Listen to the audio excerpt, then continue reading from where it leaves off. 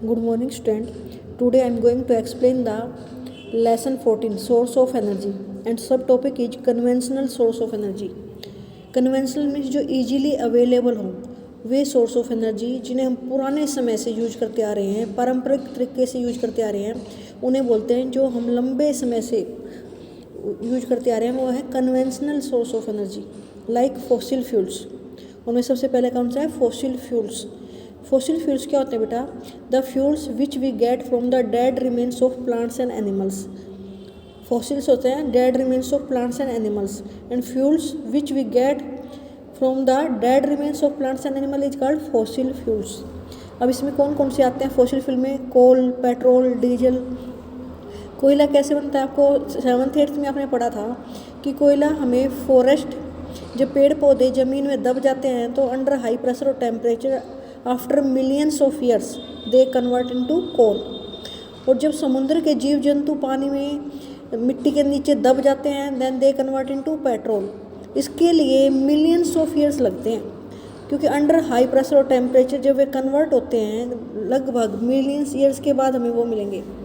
इसलिए fossil fuels को हम यूज़ तो करते हैं, हाई कैलोरीफिक वैल्यू भी देते हैं, वो हीट भी ज़्यादा देते हैं, लेकिन बनने में उन्हें कितने साल लगे? Millions of year. It means they are limited, वे अमाउंट में लिमिटेड है। अगर हम उन्हें ज़्यादा मात्रा में यूज करेंगे, अलार्मिंग स्पीड पर यूज करेंगे तो वो फिनिश हो जाएंगे, तो हमें क्या होगा? दिक्कत होएगी, आगे हम उसे यूज नहीं कर सकते। एग्जॉस्टिबल है, लिमिटेड अमाउंट में है, इसलिए हमें उन्हें ध्यान से यूज करना चाहिए।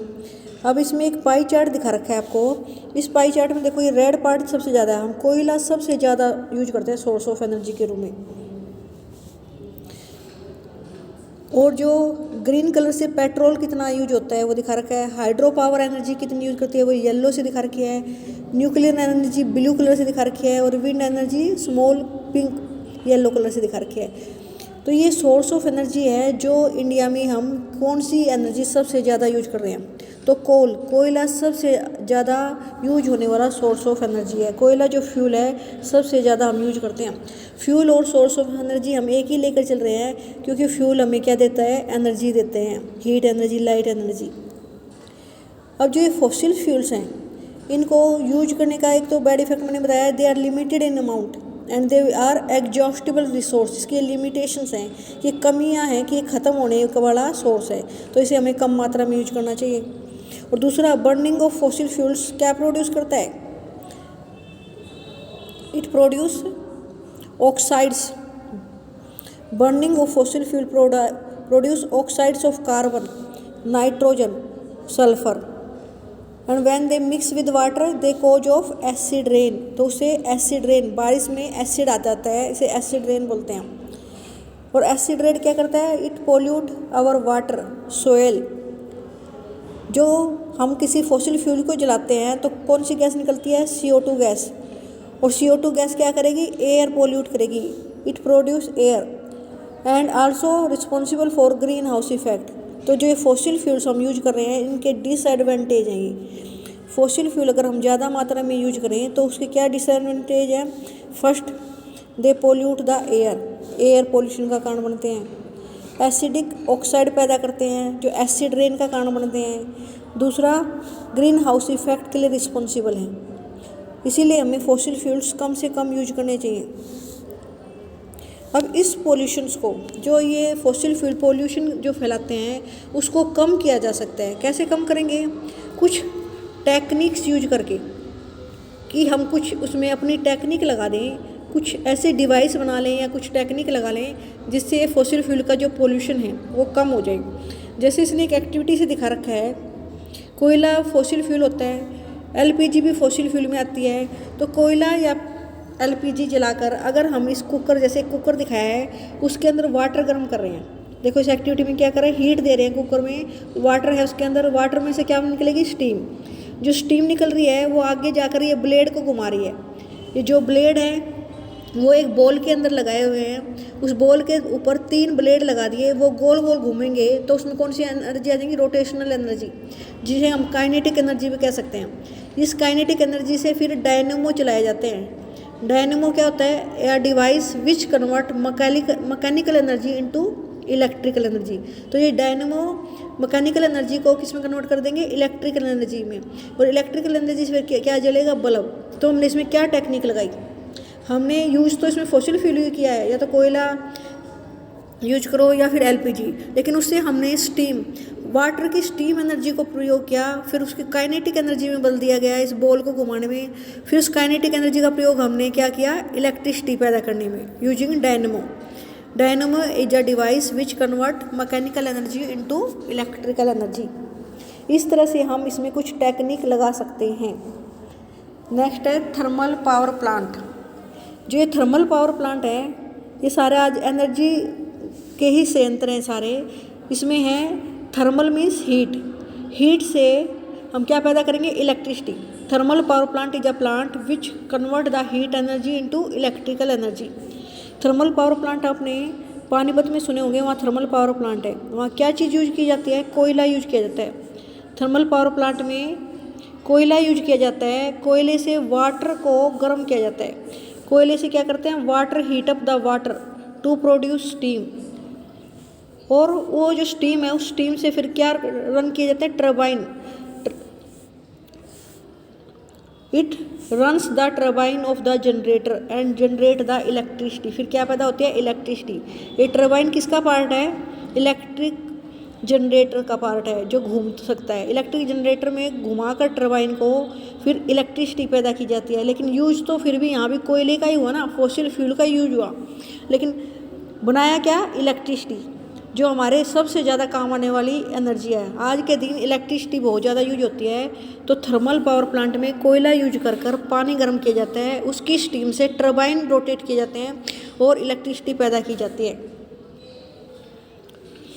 क्यों, transmission of electricity is more efficient than coal petrol. इनको ट्रांसपोर्ट करना मुश्किल होता है, कोयले और पेट्रोल को। इलेक्ट्रिसिटी को आसानी से हम ट्रांसपोर्ट कर सकते हैं, तो बेटर एनर्जी का सोर्स है ये। और दूसरा, इलेक्ट्रिसिटी से किसी तरह का पोल्यूशन भी नहीं होता, लेकिन कोयला और पेट्रोल जलते हैं तो पोल्यूशन भी होता है। नेक्स्ट है हाइड्रो पावर प्लांट। जो हाइड्रो पावर प्लांट है, hydro means water, water energy is convert into electrical energy. Hydro power plant is a plant where the water energy is convert into electrical energy. अब water के अंदर दो तरह की energy होती है, running water contain the kinetic energy and water at height has the potential energy. इसमें जो हाइड्रो पावर प्लांट है, इसमें क्या करते हैं कि जो नदी वगैरह हैं उनमें पानी बहता हुआ होता है, वहाँ पर हम डैम बना देते हैं, बहते हुए पानी को रोक देते हैं by making the large number of dams. और जब डैम बिल्ड किए जाते हैं, डैम बनाने से वहाँ पर पानी की हाइट बढ़नी शुरू हो जाती है। पानी की हाइट बढ़नी शुरू हो जाएगी क्योंकि हमने वहाँ पर ऑब्स्टेकल लगा दिया। एक हमने बीच में कोई जैसे वॉल खड़ी कर देते हैं, दीवार खड़ी कर देते हैं, जैसे इसमें दिखा रखी है, देखो ये आपका बांध है ऐसे। तो यहाँ पर क्या होगा, पानी की हाइट बढ़ जाती है, पानी ऊंचा उठने लग जाता है वहाँ पर। अगर पानी की हाइट बढ़ेगी तो क्या होगा, उसके अंदर पोटेंशियल एनर्जी, बड़े ऊंचे हाइट में क्या हो जाएगा, पोटेंशियल एनर्जी बढ़ जाएगी उसकी। फिर उस पर एक दरवाज़ा लगा दिया जाता है उस बांध में। जैसे उस दरवाजे को आप खोलते हो तो वाटर क्या होगा, वाटर रन करके बाहर आएगा, स्पीड के साथ बाहर आएगा। और वो इलेक्ट्रिक जनरेटर के नीचे जो टरबाइन लगे ना, ये टरबाइन है, गोल गोल साफ्ट होता है, वो इलेक्ट्रिक जनरेटर के टरबाइन को रोटेट कर देगा। उस रोटेशन से electric generator will produce electricity, और वो इलेक्ट्रिसिटी को हम फिर यूज करते हैं। तो इसमें कौन सी एनर्जी यूज की, वाटर की पोटेंशियल एनर्जी यूज की गई। क्या यूज की गई, potential energy of water is used to rotate the turbine of electric generator to produce electricity। अब इसके फ़ायदे क्या है, advantage of hydro power plant, they are renewable source of energy. इसको तुम्हें पता है, हाइड्रो पावर प्लांट में वाटर यूज किया, और वाटर तो हम बार बार यूज कर सकते हैं, वाटर तो हमें लगातार मिल सकता है, तो ये रिन्यूएबल सोर्स ऑफ एनर्जी है। दूसरा, water do not pollute the environment, water कभी भी एनवायरनमेंट को पोल्यूट नहीं करता। तो at the place of fossil fuel, हमने यहाँ कोई कोयला पेट्रोल यूज नहीं किया, वाटर यूज किया इलेक्ट्रिसिटी पैदा करने के लिए, तो ये एटमॉस्फेयर को भी पोल्यूट नहीं करता। Second, renewable source of energy है, तो ये इसके क्या है, फ़ायदे हैं, एडवांटेज हैं। हाइड्रो पावर प्लांट के। लेकिन हाइड्रो पावर प्लांट में कुछ लिमिटेशंस हैं, हाइड्रो पावर प्लांट की कुछ कमियां हैं अगर हम इसे यूज करते हैं। क्या कमी है? Construction of big dams have certain problem. इसमें हमें डैम बनाने पड़ते हैं हाइड्रो पावर प्लांट में। डैम बना के तो पानी को रोकते हैं, उसकी हाइट को बढ़ाते हैं, फिर उसको यूज करते हैं। लेकिन जब हम कंस्ट्रक्शन ऑफ बिग डैम करते हैं तो क्या क्या प्रॉब्लम आती हैं? फर्स्ट है,